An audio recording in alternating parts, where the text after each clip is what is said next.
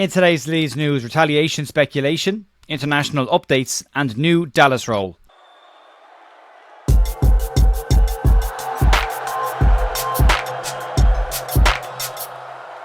Morning folks, welcome back to The View. Friday morning, your final news video of the week in what's becoming a quiet end to a reasonably busy-ish news week. There's lots of stories that have come out because of the international break. We'll get some more of them over the course of the weekend and into Monday and Tuesday as we see the bulk of the international games take place. There's some interesting stories that are going around today about the Gus Hamer, Joel Piroe move, as well as Stuart Dallas, a new role for him as well. But the most interesting thing to come out of yesterday's news video was the amount of hate for David Norris, former Leeds player David Norris.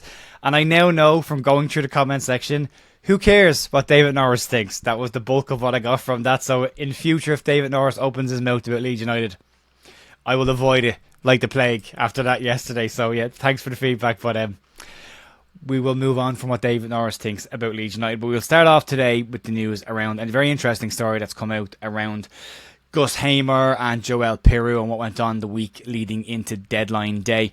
And in some new terms for me in the footballing landscape, retaliation speculation has been used as an interesting term. And this relates to the Gus Hamer, Joel Piroe swap move that popped up. Sheffield United's Chris Wilder went to lengths over the course of the back end of the transfer window to tell the media that he would never engage in the tactics that Leeds did when Leeds lowball offered a deal for Gustavo Hamer, and he would never do something as cynical as that to upset a player. Now, according to information leaking out from sources at Sheffield United, it appears that Chris Wilder may have been involved in doing this pretty much immediately after it was done to them.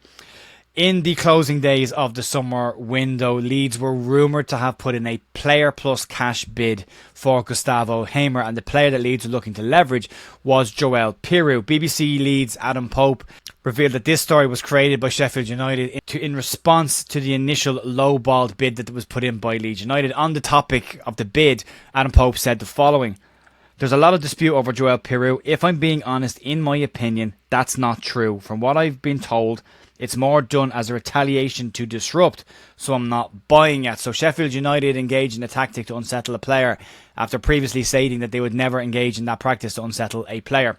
It's an interesting strategy, an interesting tactic, and some of the detail is interesting, but the most interesting part of it is the response from Joel Piroe himself. Graham Smith revealed some of the behind-the-scenes information about this and what happened in his weekly newsletter. Smith said that the player was said to have had worse stories told about him during his time at Swansea and didn't know who Chris Wilder was. His exact piece is the following: "The tale goes that when a club employee breached the press speculation with him, he responded that there were worse stories during his time at Swansea, and he then asked who Chris Wilder was."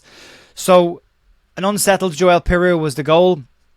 He was so unsettled that Joel Piroe came off the bench against Hull City to score the winner and the second goal in Leeds' 2-0 win over Hull City. So, great tactic, well done, Chris Wilder. That didn't really work at all, did it? If anything, it seems to have motivated Joel Piroe slightly more than he was before. And a fantastic finish in the game against Hull City as well, and good involvement for him when he came on. So, yeah, an interesting one that a man that took such a high moral standpoint would then possibly himself be engaged in doing the exact same thing to deliberately unsettle a player. So, no truth in that story that there was ever a bid with Joel Piroe put in for it, just an attempt to upset the player and Leeds, which didn't appear to work. Moving on to some of the international roundup this week. The rest of the players will play over the course of the weekend, but we'll start off with Japan's international, and Ao Tanaka played in Japan's 7-0 win over China to kick off their World Cup qualifications. Tanaka was a second half sub coming on the 71st minute. Some very good reports from the Chinese media that said that he had a very good game, was very involved, and came on and added an additional 3 goals when he came onto the park. He was involved in the build-up to the goals, not necessarily with goals or assists, and completed 28 of the 30 passes that he had in that spell. Willie Gnonto started and captained the Italian under-21 men's national side, but he did go off at half-time after it appeared that he picked up a bit of a knock just before the break, his ankle, or the back of his ankle, being stepped on by a player. It's not sure whether the decision to take him off was because of the injury or because they were already winning the game and the opposition was a pretty low opposition and wasn't needed for the full game.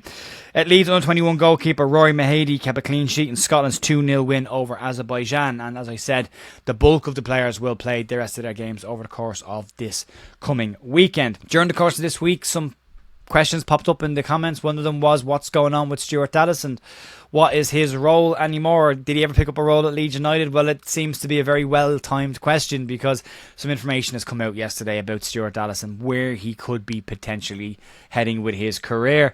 Dallas announced his retirement from club and international football 5 years ago after a 2-year battle with a broken femur and all of the complications that are set around that type of an injury as well.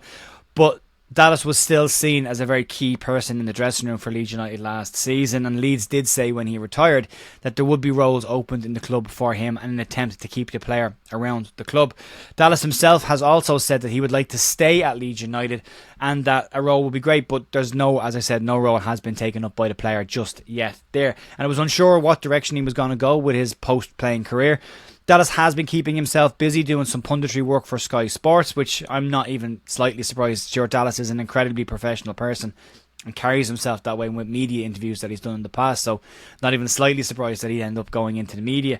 But he was also pictured last night, according to Graham Smith, as part of the Northern Ireland men's national team's coaching staff before their international game last night. Smith commenting the fact that he appeared to be part of the coaching team and not just there as an ambassador or an ambassadorial role. So this might give us some indication that Stuart Dallas has possibly got one eye on a coaching career and another eye set on the media, and hedging his bets on both of them, which you would imagine he'd be successful at both of them. Stuart Dallas has a very nice presence and a very nice way about him that if you're a young player, you could learn a hell of a lot from him. There's a huge amount of value that he could add, especially for the clubs he's played for, the level he's played at, and what he's experienced as a player. He's been an incredible player for Northern Ireland, an incredible player for Leeds, Brentford before that. So, and then the another player that played under Marcelo Bielsa that's going down the coaching route, Gaetano Berardi's already done it. We've all got rumours that Luke Ayling and Liam Cooper might do it at some point as well, former Leeds captains themselves.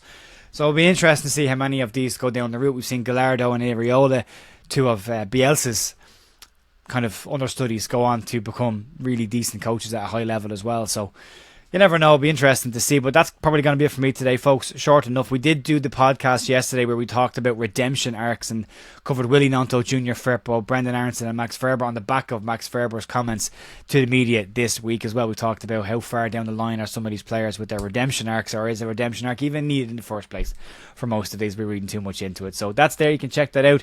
And I might pop up over the weekend with doing something. We might do something on England and Ireland. Probably not, but we never know. Could be a terrible idea. We'll see. But back on Monday morning, definitely for more Leeds news. Keep an eye out over the course of the weekend for some potential pop-up live stuff. Might happen, might not. If it doesn't happen, enjoy the rest of your weekend. I'll be back on Monday morning for more Leeds news, and I will talk to you then. Take care of yourself. See you. Bye.